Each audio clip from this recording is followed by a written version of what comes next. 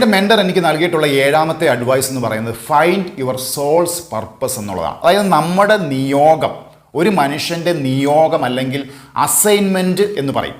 നമ്മുടെ നിയോഗം കണ്ടുപിടിക്കുക എന്നുള്ളതാണ് നമ്മുടെ ആത്മാവിൻ്റെ പർപ്പസ് എന്ന് പറയുന്നത്.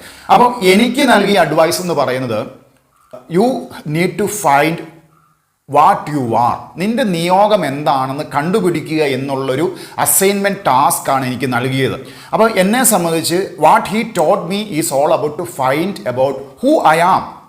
ഞാൻ ആരാണ്, ഞാൻ എന്താണ്, എൻ്റെ ജീവിത ഉദ്ദേശം എന്താണ്, ഈ ഒരു കോൺസെപ്റ്റുകളെ കുറിച്ച് എന്നെ പഠിപ്പിച്ചപ്പോൾ എനിക്ക് മനസ്സിലായൊരു കാര്യം, I am born with an assignment to help others to find their assignment. അതായത് എൻ്റെ നിയോഗം എന്ന് പറയുന്നത് make people find who they R.